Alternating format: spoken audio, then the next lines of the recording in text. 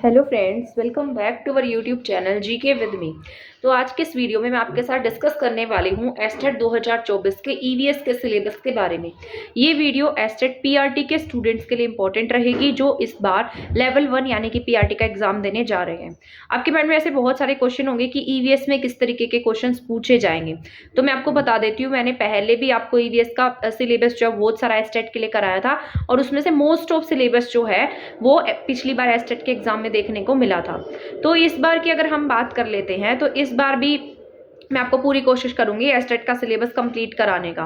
Estate के syllabus में कुछ मेन इंपॉर्टेंट टॉपिक्स हैं जो भी मैं आपको पीडीएफ के थ्रू बताने वाली हूं, जिस पर आपको मेनली फोकस्ड रहना है। इसके साथ साथ ईवीएस की अगर पेडागोजी की बात की जाए तो 15 मार्क्स में आपको पेडागोजी देखने को मिलेगी और 15 मार्क्स में आपको ईवीएस के क्वेश्चन आंसर देखने को मिलेंगे। अगर पेडागोजी के क्वेश्चन आते हैं तो कई बार ऐसा होता है कि कम क्वेश्चन पेडागोजी के आ जाते हैं और वैसे ईवीएस के ज्यादा क्वेश्चन देखने को मिल जाते हैं। ठीक है, तो यहाँ पर सबसे पहले तो मैं आपको बता देती हूँ जो ईवीएस पेडागोजी वो मैंने चैनल पर करवा भी रखी है और साथ साथ जो ईवीएस पेडागोजी है उसका कंप्लीट सिलेबस जो है वो मैं आपको बता दूंगी कि आपको क्या और कैसे प्रिपेयर करना है। और पीडीएफ में मैं आपको इंपॉर्टेंट टॉपिक्स बताऊंगी जो ईवीएस के आपको पहले प्रिपेयर कर लेने हैं। तो इससे आपके 30 मार्क्स की तैयारी जो है बहुत ईजिली हो जाएगी, क्योंकि कई बार ऐसा देखने को मिलता है मैथ जो होता है ना वो थोड़ा सा टफ पूछ लिया जाता है, तो और ईवीएस जो है ईवीएस से हमारा स्कोर अच्छा हो जाता है ना। तो अगर आप ईवीएस को अच्छे से कर लेंगे, और कई बार ऐसा होता है कुछ कैंडिडेट्स का मैथमेटिक्स अच्छा नहीं होता, तो ईवीएस को भी अगर आप बढ़िया तरीके से कर लेते हैं तो आप स्कोर ज्यादा जो है वो मतलब एक तरीके से आप अच्छा स्कोर पा लेंगे अगर आप ईवीएस अच्छी कर लेते हैं तो। ठीक है, तो भी मैं आपको पीडीएफ के थ्रू समझा देती हूँ, तो आप लास्ट तक वीडियो में बने रहिएगा।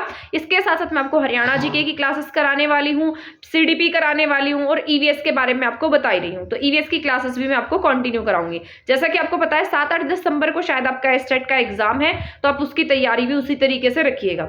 ठीक है, बाकी सब्जेक्ट भी पढ़ते रहिएगा। तो अभी पीडीएफ के थ्रू मैं आपको सारा का सारा सिलेबस बता देती हूँ।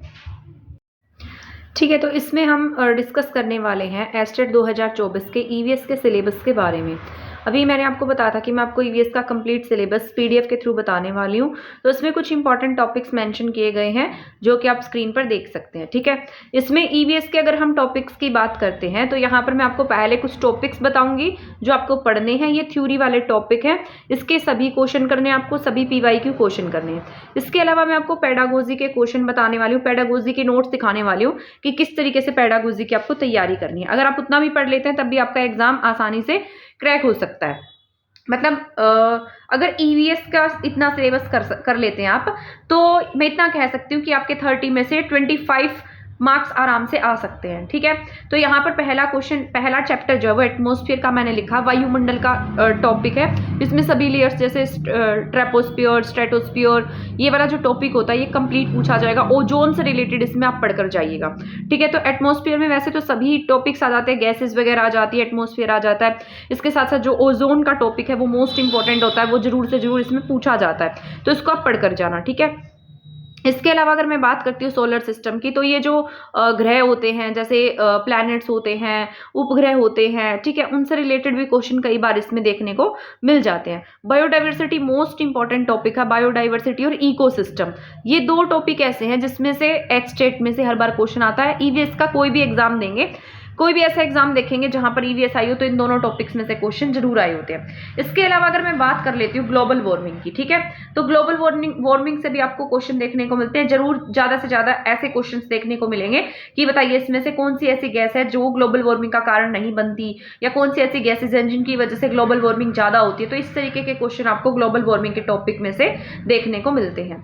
इसके बाद ग्रीन हाउस गैसेस आपको पढ़नी है, क्योंकि इन्हीं की वजह से ग्लोबल वार्मिंग बढ़ती है, तो ये आपको जरूर पढ़ लेना है। इसमें से भी ऐसे ही क्वेश्चन देखने को मिलेंगे कि या तो आपसे ऐसा पूछ लिया जाएगा ग्रीन हाउस गैसेस को असेंडिंग ऑर्डर में लगाओ या इनको डिसेंडिंग ऑर्डर में लगाओ जिनकी वजह से ग्लोबल वार्मिंग ज्यादा बढ़ रही है, या फिर आपसे पूछा जाएगा कि इसमें से कौन सी ग्रीन हाउस गैस है या कौन सी ग्रीन हाउस गैस नहीं है। इसके बाद पॉल्यूशन, टाइप ऑफ पॉल्यूशन, जितने भी तरीके के पॉल्यूशन है उन सबको आप पढ़कर जाइएगा। क्लाइमेट से और मौसम से इनसे क्वेश्चन पूछे जा सकते हैं। ह्यूमन डिजीज मोस्ट इंपॉर्टेंट है, इसमें से क्वेश्चन जरूर देखने को मिलता है। नेशनल पार्क हो गया, ठीक है, इसमें से भी क्वेश्चन आ जाते हैं कि बताइए कौन सा नेशनल पार्क किसके लिए फेमस है, तो इसलिए ये आपका इंपॉर्टेंट हो जाता है, इसको आपको बहुत अच्छे से पढ़ के जाना है। इसके बाद अगर नेक्स्ट बात करते हैं न्यूट्रिशन की, तो न्यूट्रिशन प्लांट्स में भी हो सकता है, एनिमल्स में भी हो सकता है, तो दोनों को अच्छे से कवर करके जाना है। न्यूट्रिशन का टॉपिक आपको पढ़ के जाना है।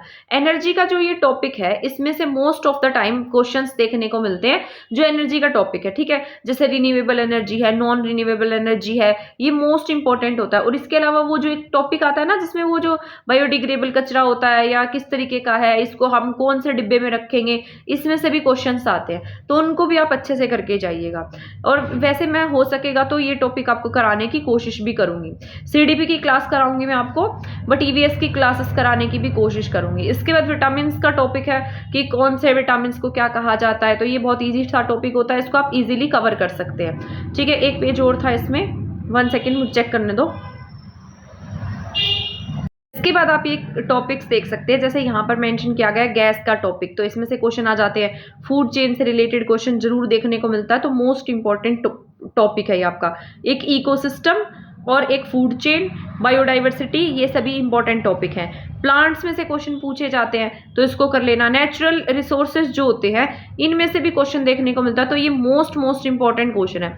आप क्या करेंगे, वैसे तो मैं आपको कराने वाली हूँ ये टॉपिक, बट फिर भी अगर आपका करने का मन करता है तो आप क्या कर सकते हैं, इसको सर्च कर करके पढ़ सकते हैं, पहले भी पढ़ सकते हैं, ठीक है। इसके बाद सॉइल, मतलब सॉइल का टॉपिक आप पढ़ सकते हैं, ये बहुत ज़्यादा तो नहीं देखने को मिलता, बट वैसे इंपॉर्टेंट है।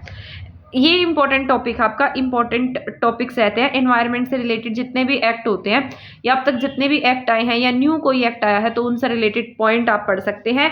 ये बहुत ज़्यादा जरूरी है, इस पर आप डबल स्टार लगा लीजिएगा। एनवायरमेंटल एक्ट, एनवायरमेंटल डेज, ठीक है। और एनवायरनमेंट से रिलेटेड कोई भी व्यक्ति होता है, ठीक है ना, तो वो ज़्यादा पूछा जाता है, तो उनसे रिलेटेड आपसे पूछा जा सकता है। अब यहाँ पर ईवीएस की पेडागोजी 15 मार्क्स की आपको देखने को मिलेगी, तो ईवीएस की पेडागोजी आपको जरूर पढ़कर जानी है। इसके कुछ ही टॉपिक्स होते हैं, उनमें से ही पेपर में क्वेश्चन आ जाते हैं, तो अगर आप उनको भी कर लेंगे ना, तो भी 15 में से आराम से 12-13 मार्क्स आप ले सकते हैं। इसके बाद इकोसिस्टम और इकोलॉजी से भी मैंने आपको बताया, इकोसिस्टम का जो टॉपिक है वो बहुत ज़्यादा जरूरी है, तो आपको जरूर पढ़ के जाना है। एनर्जी फ्लो ऑफ 10% रूल, इसमें से हर बार क्वेश्चन आता है, चाहे आप लिखवा कर देख लो, ये बहुत पीवाईक्यू में पूछा गया है। अगर आपको मेरी बात पर यकीन नहीं है, तो आप एस्टेट के पीवाईक्यू उठाएंगे और उनको चेक करेंगे, तो वहां पर आपको ये क्वेश्चंस देखने को मिलेंगे, ठीक है। इसके अलावा मैंने सभी पीवाईक्यू भी एस्टेट से रिलेटेड ईवीएस के लिखे हुए हैं, तो वो भी मैं आपको करा दूंगी। पर्यावरण से रिलेटेड आज तक जितने भी आंदोलन हुए हैं, जितने भी डेज हैं, जितने भी नेशनल इंटरनेशनल ट्रीटीज हैं, सम्मेलन है, कन्वेंशन है, उन सबको आपको पढ़ना है, ठीक है। आई होप आपको ये समझ में आ रहा है जो मैं आपको बता रही हूँ। इसके बाद मोस्ट इंपॉर्टेंट जितने भी पीवाईक्यू है, लास्ट 5 ईयर्स के जितने भी पीवाईक्यूज हुए हैं, वो सारे के सारे आपको एस्टेट में ये करके जाने हैं, ठीक है। इसके बाद अब मैं आपको पेडागोजी के नोट्स दिखा देती हूँ कि पेडागोजी के कुछ टॉपिक्स आपको आइडिया हो जाएगा किस तरीके से पेडागोजी पूछी जा सकती है, ठीक है। वेट 1 मिनट, ठीक है। स्क्रीन पर आप देख सकते हैं, पहला टॉपिक है concept and scope of EVS. पर्यावरण अध्ययन की क्या अवधारणा है और इसकी क्या व्याप्ति है, ठीक है, तो इसको आपको पढ़ना है। तो ये इंपॉर्टेंट है। कंसेप्ट क्या है इसके, ईवीएस को इंटीग्रेटेड कैसे करके पढ़ेंगे, कैसे इसको सेपरेट करके पढ़ते हैं, इंटीग्रेटेड तरीके से पढ़ते हैं, इसके क्या इंपॉर्टेंस है ईवीएस के, हम ईवीएस क्यों पढ़ते हैं, इसके प्रिंसिपल्स क्या हैं, ये सारा आपको करना है, ठीक है। ये आप देख सकते हैं। स्कोप, रिलेशन टू साइंस के साथ इसका क्या रिलेशन है, सोशल साइंस के साथ क्या रिलेशन है, इसकी अप्रोच क्या है, और क्या क्या एक्टिविटीज करा सकते हैं हम इसमें, ठीक है। ये ईवीएस की अवधारणा, कंसेप्ट क्या है, स्कोप क्या है, एक बार बस मैं आपको ऐसे ही ओवरव्यू दे रही हूँ कि आप इसको इस तरीके से कवर कर सकते हैं। फिर मतलब ये पूरा का पूरा टॉपिक ही है टॉपिक है। इसके बाद यहाँ पर है चाइल्ड सेंटर इंटीग्रेटेड करने के लिए जो 6 मेथड्स होते हैं वो किस तरीके से पढ़ाएंगे हम, ये सारा दिया हुआ है। स्कोप क्या है ईवीएस के। इसके बाद मेजर कंपोनेंट क्या है ईवीएस के, जैसे नेचुरल एनवायरनमेंट होता है, बायोटिक फैक्टर्स होते हैं, बायोलॉजिकल एनवायरनमेंट होता है, इसमें बायोटिक फैक्टर काम करते हैं, तो ये सारे आपको करने हैं। 1 सेकेंड, ये इंपॉर्टेंट पॉइंट है, मेजर कंपोनेंट्स ऑफ ईवीएस। इसके बाद ईवीएस के इंपॉर्टेंस क्या है और इंटीग्रेटेड ईवीएस क्या है, ठीक है। ये थोड़े से ही पेजेस हैं, वैसे 35 पेजेस ही हैं। इंटीग्रेटेड ईवीएस क्या है, राष्ट्र जो एनसीएफ है उसमें ईवीएस का क्या महत्व दिया गया है, ठीक है, उसको हम कैसे क्लास में बच्चों को पढ़ा सकते हैं। एनईपी क्या है, इसके बाद इसका टाइटल क्या है, लैंग्वेज कैसे कैसे लैंग्वेज के साथ जोड़ के पढ़ाया गया है, क्लास 1, 2 में, 3, 5 में कैसे हम इसको पढ़ते हैं, environmental studies and environmental education में इसका क्या काम है। तो ये टॉपिक्स हैं दिए गए हैं जो, ठीक है। इसको एक बार आप बस देख लो कि किस तरीके के टॉपिक पेडागोजी में आते हैं, ठीक है ना।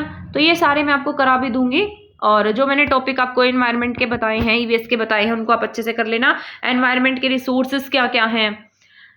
इसके बाद नेक्स्ट पॉइंट है एक्सपेरिमेंट क्या क्या करा सकते हैं बच्चों को, प्रैक्टिकल वर्क में क्या करा सकते हैं, एक्टिविटीज हम कैसे पढ़ा सकते हैं क्लासरूम में ईवीएस को पढ़ाने के लिए हम कौन से टीचिंग मेथड्स का यूज कर सकते हैं। ठीक है, आई होप आपको ये समझ में आ गया होगा।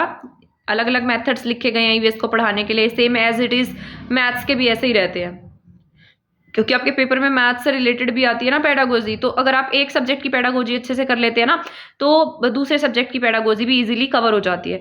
तो टाइप्स ऑफ टीएलएम क्या है, टीचिंग लर्निंग मटेरियल क्या है, इसके बाद यही टीचिंग लर्निंग मटेरियल से रिलेटेड टॉपिक है ये।